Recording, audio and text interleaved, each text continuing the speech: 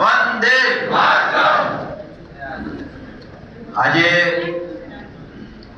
સમગ્ર દેશમાં અને સમગ્ર ગુજરાતમાં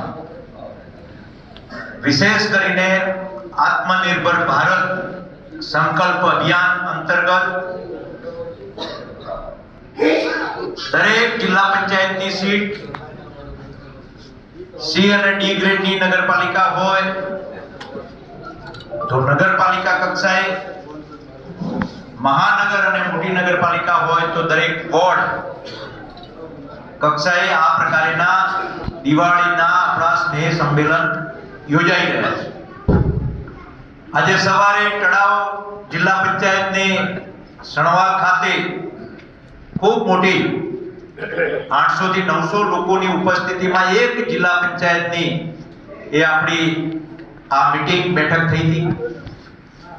એવા ભાભર શહેરના કાર્યક્રમમાં આપણી સૌની વચ્ચે જેમને આપ સૌએ તન મન અને ધનથી ભારતીય જનતા પાર્ટીના ઉમેદવાર તરીકે મહેનત કરીને વધુમાં વધુ લીડ આપીને ધારાસભ્ય બનાવ્યા અને તમે તમારું કામ પૂર્ણ કર્યું અને ભારતીય જનતા પાર્ટી અને ભૂપેન્દ્રભાઈની સરકારે એમને મંત્રી બનાવ્યા એવા આપણા ભાઈ શ્રી વરુણજી ઠાકોર વર્ષોથી પાર્ટીનું કામ કરતા, અનેક જવાબદારીઓ સંભાળતા, અનેક જિલ્લાઓના પ્રભારી તરીકે જેમને કામ કર્યું છે એવા બેન નૌકાબેન,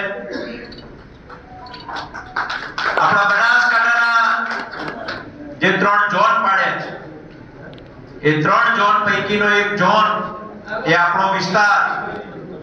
આ વિસ્તારના પ્રભારી તરીકે, મહામંત્રી તરીકે જેમને જવાબદારી સંભાળી છે અને એક સરળ સ્વભાવના અને સતત કાર્યકર્તાઓની વચ્ચે રહેતા ભાઈ શ્રી કનુભાઈ વ્યાસ, સૌ મંચસ્થ મહાનુભાવ, અમૃતલાલ અને અમારા પ્રમુખ, આ બંને ચિંતા દીક્ષા થોડીક વાર બેહીરો ને હમણાં થોડીક વાર સંખ્યા થાય પરંતુ હોલ નાનો પડે એ પ્રકારે વરસાદનું વાતાવરણ હોવા છતાં આપ સૌ પધાર્યા છો. એવા ભાઈઓ અને બહેનો, આ નવું વર્ષ, આ વિક્રમ સંવતની જે શરૂઆત થઈ છે, આપણે સૌ એક સર્વૈયું બનાવતા હોઈએ છીએ, દિવાળીએ હિસાબ કરતા હોઈએ છીએ કે કેટલા વ્યવહાર કર્યા, કેટલી આવક થઈ, કેટલું જાવક થઈ અને એના અંતે આપણે બધા નફો અને નુકસાન એ કાઢતા હોઈએ છીએ. ગયા વર્ષે ગમે તેવું ગયું હોય, જેવું ગયું હોય તેવું, પરંતુ આ નવું વર્ષ એ આપ સૌને ગમે તેવું જાય, આપ સૌને પસંદગી વાળું આ વર્ષ જાય એના માટે આપ સૌને ખૂબ ખૂબ શુભેચ્છા પાઠવું છું. તો સંકલ્પ લેવાનો છે. આજે અહીંયા ભલે આપણે ભારતીય જનતા પાર્ટીના કાર્યકર્તાઓ, શુભેચ્છકો, સ્નેહી મિત્રો મળ્યા છે, પરંતુ આ અભિયાન એ સમગ્ર દેશની જનતાનો, જનજનનો છે અને બધા જ લોકો 140 કરોડ દેશની જનતા, એનો આ સંકલ્પ છે. આપણા સૌના નેતા, વૈશ્વિક નેતા આદરણીય નરેન્દ્રભાઈ મોદી, એમને સ્વપ્ન જોયું છે, એમને એક નિર્ણય કર્યો છે અને નિર્ણય એવો છે કે 2047માં ભારત એ વિશ્વ ગુરુ બને અને વિકસિત ભારત બને, એના માટેનો જે સંકલ્પ કર્યો છે અને સંકલ્પના એક આયામો, એક પગથિયા, એ બધાના આધાર ઉપર આપણે વિકસિત ભારત બનવાના છે. મિત્રો, આપણા બધાને ખબર છે કે 2014માં જ્યારે માન્ય મુખ્યમંત્રી તરીકે ગુજરાતમાંથી દેશની જવાબદારી વડાપ્રધાન તરીકે સંભાળી ત્યારે આપણો દેશ એ વિશ્વમાં 11મી મહાસત્તા હતો. આર્થિક રીતે ત્યાર પછી 2019 ની જ્યારે ચૂંટણીઓ થઈ ત્યારે આપણે વિશ્વમાં 5મી મહાસત્તા બન્યા અને હમણાં થોડા વર્ષો પહેલા આપણે વિશ્વની 4થી આર્થિક મહાસત્તા બન્યા છે અને એકાદ વર્ષમાં આપણે અને એ પણ કોણ જેમને આપણા ઉપર 200 વર્ષ રાજ કર્યું એ અંગ્રેજો એમને પછાડીને આપણે ચોથા સ્થાન ઉપર આવ્યા છીએ. થોડાક જ વર્ષમાં એકાદ બે વર્ષમાં આપણે ત્રીજી મહાસત્તા બનીશું અને 2047 સુધી વિકસિત ભારત બને એના માટે માનનીય નરેન્દ્રભાઈએ સંકલ્પ કર્યો છે. આપણે સૌ જાણીએ છીએ કે ભારત એ ઘી દૂધની નદીઓ વહેતો દેશ કહેવાતો હતો, સોને કી ચિડિયા કહેવાતો. નાલંદા જેવા વિશ્વવિદ્યાલયો, તક્ષશિલા જેવા વિશ્વવિદ્યાલયો આખા વિશ્વના લોકો ભણવા માટે એ આપણા આ નાલંદા અને તક્ષશિલામાં આવતા હતા. એવો આપણો ભવ્ય ઇતિહાસ હતો અને એ ઇતિહાસને આપણે આપણું ગૌરવ એ આપણે ભૂલી ગયા. એના કારણે ધીમે ધીમે ધીમે આક્રાંતાઓએ આપણા ઉપર હુમલા કર્યા, આપણા ઉપર રાજ કર્યું અને 800,000 વર્ષ સુધી જે પ્રકારે આપણે ગુલામીની પેઢીઓમાં રહ્યા અને એના કારણે આપણા બધાનું જે ગૌરવ હતું, આપણું સત્વ હતું, આપણું સ્વ હતું, એ ધીમે ધીમે આપણે ભૂલાતું. એ સ્વને જાગૃત કરવાનું કામ અને એટલા માટે આ આત્મનિર્ભર ભારત છે. મિત્રો, આપણે સદીઓ પહેલા ચંદ્રગુપ્ત મૌર્યના વંશ પછી 2000 વર્ષની પરાધીનતાના કારણે આપણે આપણી આત્મનિર્ભરતા અને આત્મસ્વાભિમાન એ ખતમ થઈ ગયા હતા અને એટલા માટે મેં જેમ વાત કરી એ સ્વની શબ્દાવલી, સ્વાવલંબન, સ્વદેશી અને આપણી પોતાની સ્વભાષા, આપણી વિચારધારા છે અને આ વિચારધારાના આધાર ઉપર આપણે ફરી એક વખત આપણે વિશ્વગુરુ બનવું છે અને એટલા માટે આપણે પહેલા પણ 1965 માં ચીને લડાઈ કરી હતી ને એ વખતે લાલ બહાદુર શાસ્ત્રી એ વડાપ્રધાન હતા. એ લડાઈ વખતે દેશમાં અનાજની તંગી ઊભી થઈ હતી અને આ તંગી ઊભી થઈ હતી ત્યારે લાલ બહાદુર શાસ્ત્રીએ દેશના લોકોને એક અપીલ કરી હતી, એક આહ્વાન કર્યું હતું કે હું મારા દેશવાસીઓને વિનંતી કરું છું કે 1 ટનનું ભોજન લો દિવસમાં. અને એ વખતના આપણા વડવાઓએ, આપણા વડીલોએ બધાએ 1 ટાઈમ જમીને 1 ટાઈમનું ભોજન બચાવીને આપણે આમાંથી પાર પડીને એ આપણા લાલ બહાદુર શાસ્ત્રીને જે અપીલ કરી હતી એને આપણા દેશના લોકોએ સ્વીકારી. એવી રીતે આપણા વડાપ્રધાન નરેન્દ્રભાઈ મોદીએ પણ જ્યારે 2014 માં એ વડાપ્રધાન તરીકે જવાબદારી સંભાળી ત્યારે એમને પણ અપીલો કરી. એમને સુખી સંપન્ન વેપારી, ધંધા રોજગાર વાળા લોકો, હું તમને વિનંતી કરું છું કે તમે તમારા ગેસની જે સબસિડી મળે છે એ સબસિડી છોડો અને કરોડોની સંખ્યામાં લોકોએ સબસિડી જતી કરી અને ફોર્મ ભરી દીધા અને જે ફોર્મ ભરે એમાંથી જે રકમ બચી અપીલ કરી હતી. બીજો એમને નિર્ણય કર્યો કે મારા ગરીબ લોકોને કોંગ્રેસના વડાપ્રધાન રાજીવ ગાંધીએ જાહેરમાં એકરાર કર્યો હતો કે હું દિલ્હીથી 1 રૂપિયો મોકલું છું તો એ વ્યક્તિના સુધી પહોંચતા કેટલા પૈસા થાય છે? 15 પૈસા થાય છે. 1 રૂપિયામાંથી 15 પૈસા એ વ્યક્તિને પહોંચે છે. 85 પૈસા એ રસ્તામાં બચેટિયાઓ એ એને ખાઈ જાય છે. નરેન્દ્રભાઈએ નિર્ણય કર્યો અને નરેન્દ્રભાઈના નિર્ણયો કઈ જેવા તેવા તો હોતા નથી. અહીંયા હું તમને એક વસ્તુ યાદ દેવડાવી દઉં કે જ્યારે અહીંયા મુખ્યમંત્રી બન્યા અને આપણા ઉત્તર ગુજરાતમાં પાણીની ખૂબ તકલીફ, જો નરેન્દ્રભાઈએ આ સુજલામ સુફલામ યોજના ના કરી હોત તો આખું ઉત્તર ગુજરાત એ ખાલી થઈ ગયું હોત, માઇગ્રેશન થઈ ગયું હોત. પાણીના એટલા બધા પ્રશ્નો હતા અને એવા સમયે એમને આ સુજલામ સુફલામ યોજના, એ વખત અટલજી વડાપ્રધાન હતા, એમને 68,000 કરોડની યોજના એ આપણા આ સુજલામ સુફલામ યોજના માટે મંજૂર કરી. 7 સીટો ઓછી આવી એ વખતે, 138 એ ભારતીય જનતા પાર્ટીની આવી, 145 કોંગ્રેસની આવી. એ વખતે આપણે પણ 5,000 મતે હાર્યા હતા અહીંયા હરિભાઈ, અને એ વખતે કોંગ્રેસની સરકારે એ પૈસા ના મંજૂર કરે. પણ આ તો નરેન્દ્ર મોદી હતા, એમને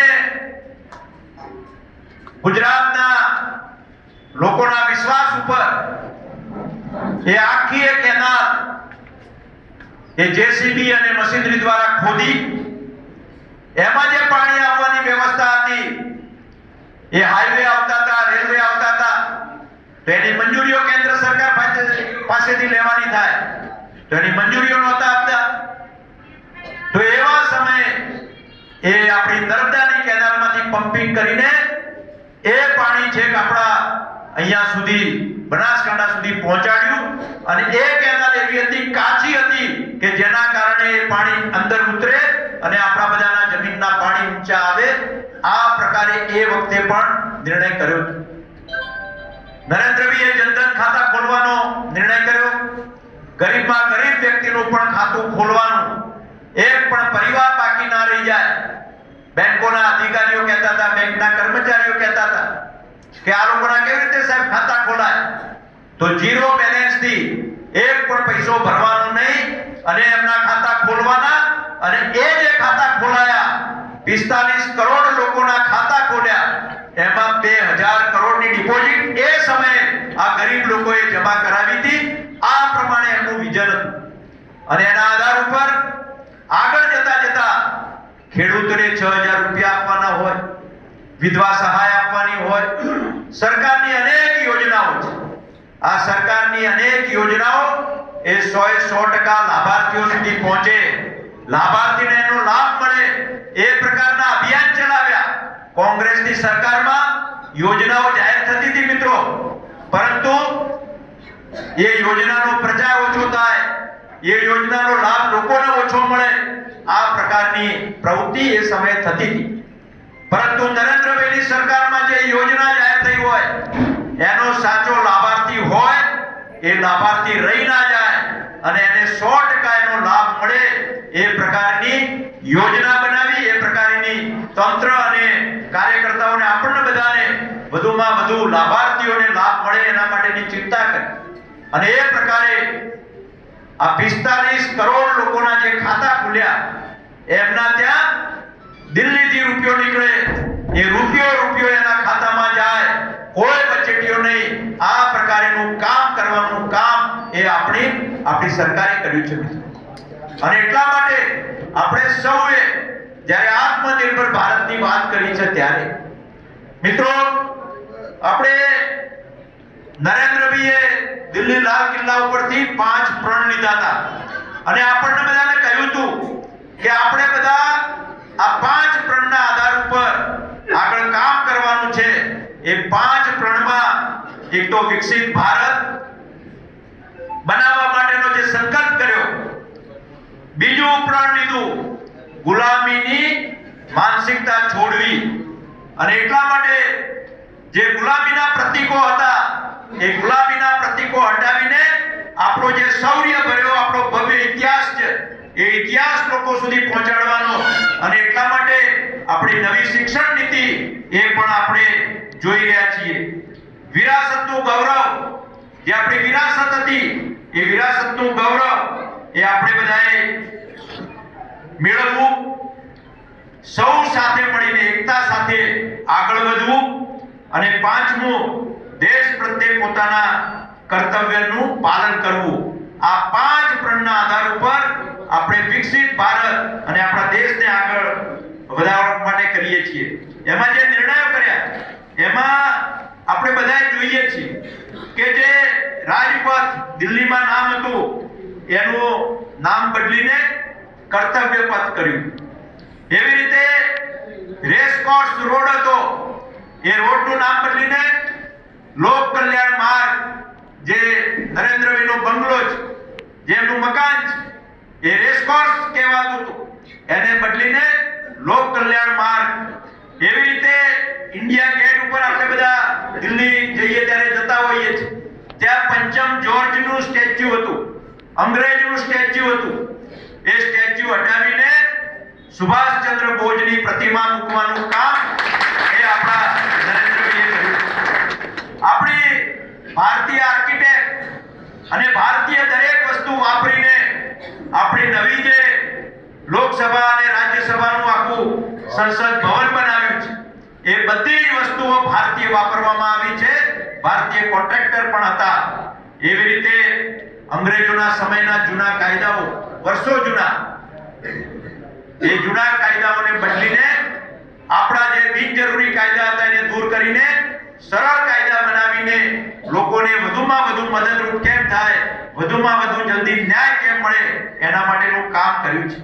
અને એટલા માટે આપણે સૌ આ સ્વદેશીનો વિચાર એ આજનો વિચાર નથી, અનેક લોકોએ આપણને આપ્યો છે. આઝાદીનું આંદોલન હતું ત્યારે પણ ગાંધીજીએ એક રેડિયો કાંતા કાંતા ખાદીના વાત ઉપર આખા દેશને એક કર્યો હતો. અનેક લોકોએ આના માટે કામ કર્યું છે. અને એટલા માટે સ્વદેશીનો ભાવ એ જન જન સુધીમાં જાય તો એના માટેના 2-3 ઉદાહરણ છે.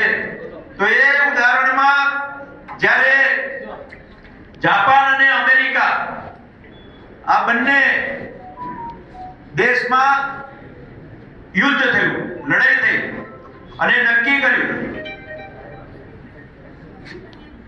એના પહેલા હમણાં નરેન્દ્રભાઈ પંજાબમાં ખૂબ મોટું પૂર આવ્યું. ખૂબ એટલે વર્ષો સુધી કદી ના આવ્યું એવું પૂર હતું.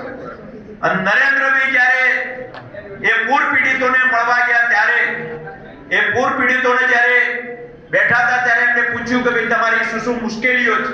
ત્યારે એમાં એક વડીલ સરદારજી એ ઊભા થઈને વચ્ચે અટકાવ્યા કે સાહેબ જે હોય તે, પરંતુ તમે અમેરિકાના દબાણમાં આવ્યા વગર જે ત્યાંથી અહીંયા આગળ જે એમની વસ્તુઓ મોકલવાની હતી અને એના કારણે પશુપાલકો અને કિસાનોને એમનું કેટલું બધું નુકસાન થવાનું હતું, એ તમે પરવા નહીં કરી અને જે અટકાયું છે એના કારણે અમારે તમારો આભાર માનવો છે કે આ ખેડૂતોનું હિત તમે જોયું છે, આ કિસાનોનું, પશુપાલકોનું હિત જોયું છે. આ પ્રકારેનો એક ભાવ એ એમાં હતો.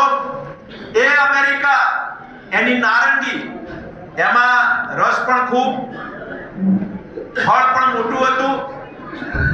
જાપાનના લોકોમાં મોસંબીનો વપરાશ ખૂબ હતો, પણ ત્યાંના ખેડૂતોની જે મોસંબી હતી એ નાની હતી, એનો રસ પણ ઓછો હતો. એટલે અમેરિકાને લાગ્યું કે લાવો આપણે જાપાનને નુકસાન કરીએ. એને ખૂબ મોટું એક્સપોર્ટ એ અમેરિકાએ જાપાનમાં કર્યું. જાપાનના લોકોના મનમાં થયું, જાપાનના લોકો વિચારવા માંડ્યા કે જો આ અમેરિકાની આ નારંગી, આપણે આ મોસંબી એ ખાઈશું તો આપણા ખેડૂતોએ જે વાવ્યું છે, આપણા ખેડૂતોએ જે પેદા કર્યું છે, એનું શું થશે? આપણી ખેતી એ ભાગી પડશે. તો ત્યાંના લોકોએ નક્કી કર્યું, સ્વયંભૂ નક્કી કર્યું કે ઓછો રસ હશે, નાની હશે, પણ અમે અમારા દેશના ખેડૂતે પકવેલી એ મોસંબી, એ નારંગી ખાઈશું. અને પેલાએ આખી જેટલી મોકલી હતી એ બધી દરિયામાં ફેંકી દેવી પડી. આ પ્રકારેનું ત્યાંના લોકોનું જનૂન, એના લોકોનો સ્વનો ભાવ એ પ્રકારે હતો. એવો બીજો પ્રસંગ એ અમેરિકાના લોકોએ એક સમયે ક્યુબાથી આયાત એ શેરડીમાંથી ઉત્પન્ન થતી એ સારી ક્વોલિટીની ખાંડ એ ખરીદવાના બદલે પોતાના દેશમાં એ બીટમાંથી ઉત્પન્ન થતી ખાંડ એ વાપરવાનો અમેરિકાએ એ પ્રમાણે કર્યો. ઇંગ્લેન્ડની મહારાણીએ નક્કી કર્યું.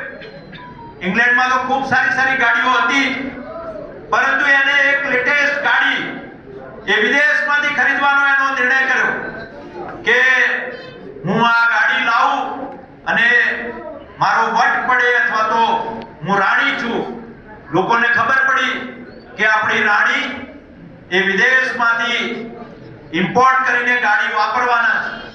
ત્યાંના લોકોએ અભિયાન ચલાવ્યું અને અભિયાન એ પ્રકારે ચલાવ્યું કે આખા દેશના લોકો એક થઈ ગયા અને એ વાત જ્યારે રાણી જોડે પહોંચી ત્યારે એ રાણીએ આ કાર ખરીદવાનો નિર્ણય કેન્સલ કરવો પડ્યો.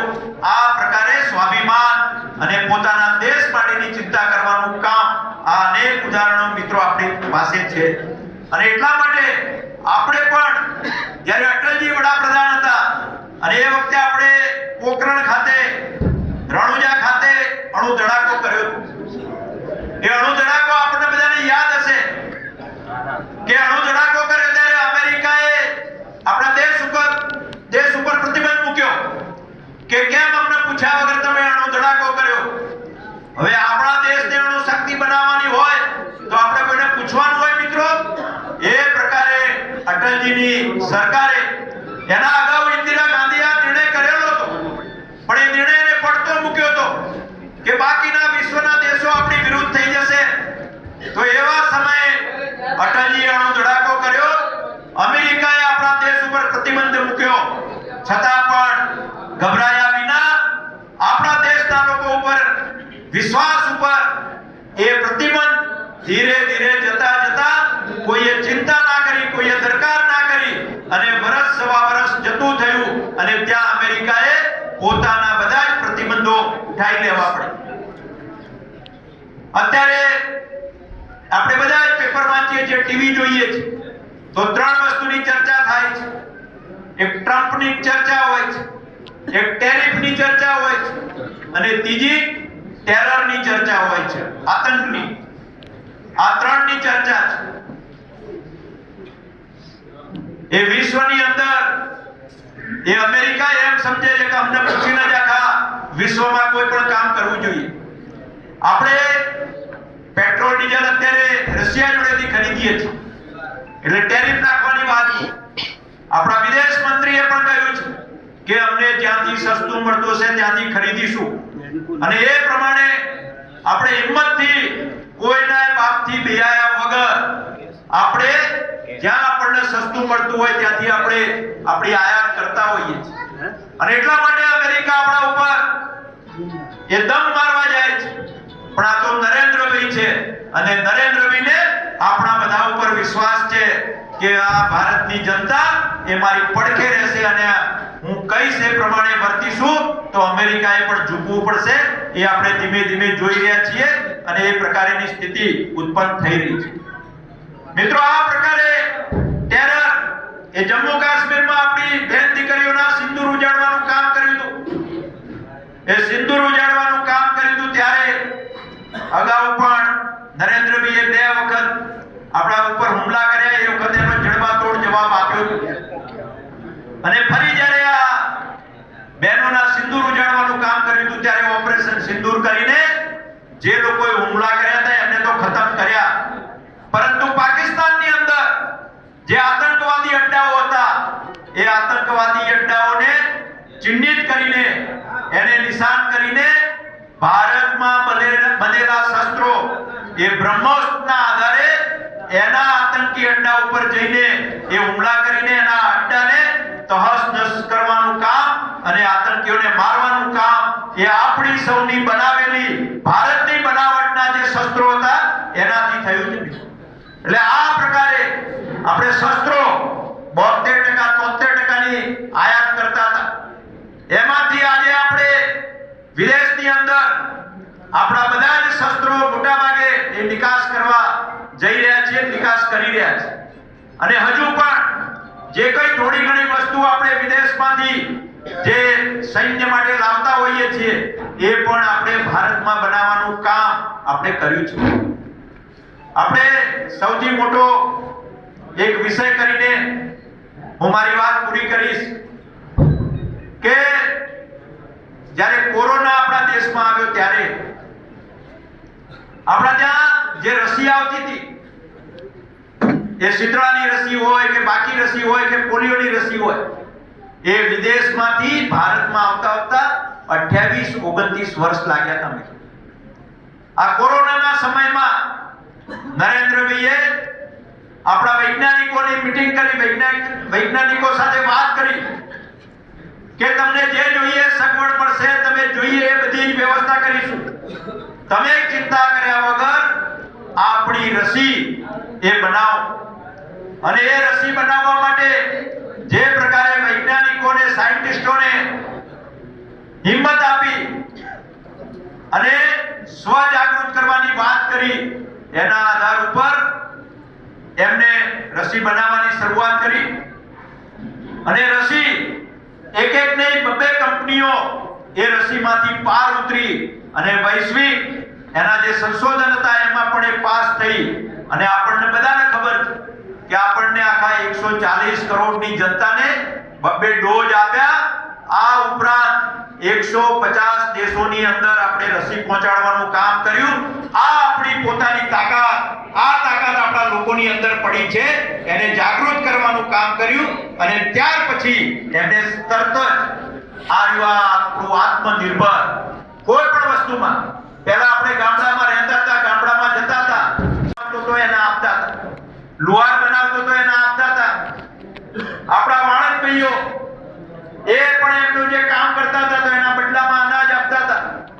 તો આ પ્રકારે એ સોની હોય બાકીના બધા જ લોકોનું જ્યારે ખેડૂતનું અનાજ પાકે ત્યારે એ આપે, પેલાની વસ્તુ જ્યારે બનાવી હોય ત્યારે એકબીજાને આપતા હતા. અને ગામમાં આપણા બધાના વ્યવહારો એ પૂર્ણ થતા હતા. આ પ્રકારેના સ્વથી, સ્વદેશીથી આપણે બધાએ કર્યું છે. અને એટલા માટે આપણે કોઈ પણ વસ્તુ અત્યારે વિદેશી હોય તો એને ફેંકી દેવાની વાત નથી કરતા, પરંતુ આપણા દેશની અંદર આપણે પણ જે કંઈ ઉત્પાદન કરીએ છીએ એની ક્વોલિટી સારી બને. પહેલા આપણે રમકડાની આયાત કરતા, આપણા ત્યાં કોઈ પણ રમકડા હોય તો બહારથી આવતા હતા. નરેન્દ્રભાઈએ એક વખત એનું અભિયાન હાથમાં લીધું. એના રમકડા બનાવતા ઉદ્યોગપતિઓને એમની સાથે મીટિંગ કરી અને આજે આપણે રમકડા આપણા દેશમાં જ બનતા થઈ ગયા. અને આજે 153 દેશોમાં એ રમકડાઓની નિકાસ કરતા થયા છીએ. આ પ્રકારે આપણો દેશ, અને એટલા માટે સ્વની જે ભાષા છે એ ભાષા એવી છે કે આપણા દેશના કારીગરની, આપણા દેશના ખેડૂતની, આપણા દેશના મજૂરની, એના પરસેવાની જે કોઈ ઉત્પાદન થતી હોય એ બધી જ સ્વદેશી છે. એટલે આપણા દેશમાં જે કંઈ ઉત્પાદન થાય એ વસ્તુનું આપણે ખરીદી કરીએ. આપણે નાની વસ્તુ ખરીદીને આપણા લોકોને પ્રોત્સાહિત કરીએ. અને આપણે પણ નક્કી કરીએ કે બને ત્યાં સુધી હું કોઈ પણ વસ્તુ બહારથી નહીં ખરીદું.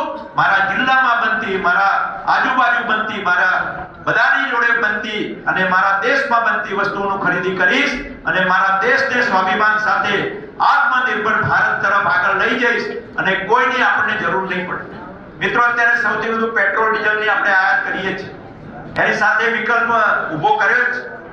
અત્યારે સોલરમાં જે પ્રમાણેનું ઉત્પાદન થઈ રહ્યું છે, ઇલેક્ટ્રિકનું હાઇડ્રોમાં જે રીતે ઇલેક્ટ્રિક ઉત્પાદન થઈ રહ્યું છે, અને ટૂંક સમયમાં જે ઇલેક્ટ્રિક વ્હીકલો છે એની કિંમતો ઘટાડીને પણ એની કિંમતો પણ આ બીજા વ્હીકલની જેટલી થઈ જાય અને આપણે રાત્રે ઘરે ચાર્જિંગ કરીએ અને આપણે ઇલેક્ટ્રિક વ્હીકલમાં 400, 500, 700, 800 કિલોમીટર સુધી જઈ શકીએ. એ પ્રકારે પેટ્રોલ ડીઝલની જરૂર ના પડે અને ઇલેક્ટ્રિક વાહનો વાપરતા થઈએ. આ રીતે વિકલ્પો પણ દેશના આપણા નેતાઓ વિચારી રહ્યા છે. ત્યારે આપણે સૌ પણ, આ ભારતીય જનતા પાર્ટીનો કાર્યક્રમ નથી, ફરી આ દેશની જનતાનો કાર્યક્રમ છે. અને આપણે સૌ ફરી એક વખત આ દેશના વ્યક્તિનું સૌનું સ્વ જગાડીએ, સૌને આત્મનિર્ભર બનાવીએ અને એટલી વાત આપણે સતત લોકોની વચ્ચે કરતા રહીએ. અને આ કાર્યક્રમ 1-2 મહિના માટેનો નહીં, આ જીવન એ હું મારા દેશમાં બનેલી વસ્તુ વાપરીશ. મારા દેશની વસ્તુ હશે, મારે ફરવા જવું હશે તો વિદેશ ઓછું જઈશ. મારા દેશના અનેક રાજ્યો છે, બધા રાજ્યોમાં ફરવા માટેની ઉત્તમ તકો છે. મારા ડેસ્ટિનેશન લગ્ન માટેની વિદેશમાં જઈને લગ્ન નહીં કરું, મારા દેશની અંદર મારા સુખી લોકો, સંપન્ન લોકો લગ્ન કરશે. આવા અનેક વિષયોને લઈને આજે દેશમાં એક ચર્ચા છે અને લોકો સ્વીકારી રહ્યા છે અને એને બળ આપી રહ્યા છે. તો આપણે પણ સૌ લોકો એક નિર્ણય કરીએ કે હવે હું પણ જ્યારે પણ ખરીદી કરવાની વાત હોય, જ્યારે પણ કોઈ પણ વસ્તુ લેવાની વાત હોય ત્યારે હું આ બધા જ વિષયો મારા મનમાં રાખીને લોકોની વચ્ચે પણ પહોંચાડીશ અને હું એનો અમલ કરીશ. આટલી વાત કરીને મારી વાત પૂરી કરું છું. વંદે માતરમ. ભારત માતા કી જય.